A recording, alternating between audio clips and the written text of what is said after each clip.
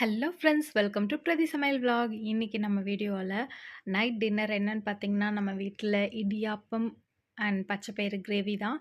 வேற லெவலாக இருக்கும் இடியாப்பம். சில பேருக்கு டவுட் இருக்கும், இந்த இடியாப்ப மாவு எப்படி அரைக்கிறது அப்படின்ட்டு. நான் கற்றுக்கிட்டது என்னன்னா, பச்சரிசி, அதாவது மாவு பச்சரிசின்னு வாங்கிக்கணும். அப்படி இல்லைன்னா இடியாப்ப பச்சரிசின்னு கேட்டால் கொடுப்பாங்க கடையில்.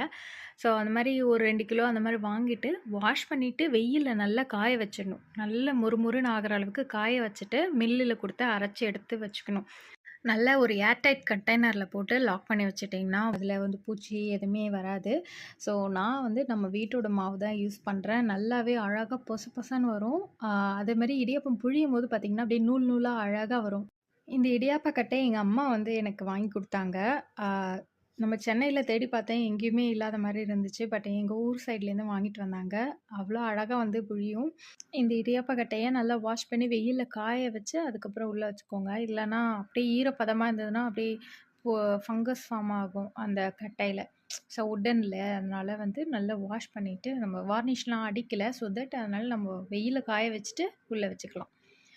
இப்போ இடியாப்பமும் ரெடி ஆயிடுச்சு. இது வந்து பச்சை பயிறு கிரேவி. செம்ம வேற லெவலா இருந்துச்சு.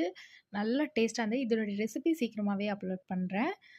இடியாப்பத்துக்கு இந்த மாரி கிரேவி வச்சு சாப்பிட்லாம். அப்படி இல்லனா சப்பாத்திக்கு, ரைஸ் கூட நீங்க தொட்டு சாப்பிட்லாம். எல்லாத்துக்குமே சூப்பரா இருக்கும். நான் அது வந்து சீக்கிரமாவே ரெசிபீஸ் அப்லோட் பண்றேன். நம்ம வீடியோல கேக்கு, ப்ரௌனீஸ் இது எல்லாமே பிஸ்கெட்ஸ் எல்லாமே சேல்ஸ் பண்ணிட்டுருக்கோம். ஸோ யாருக்காவது வேணும்னா கான்டாக்ட் பண்ணி ஆர்டர் பண்ணிக்கோங்க.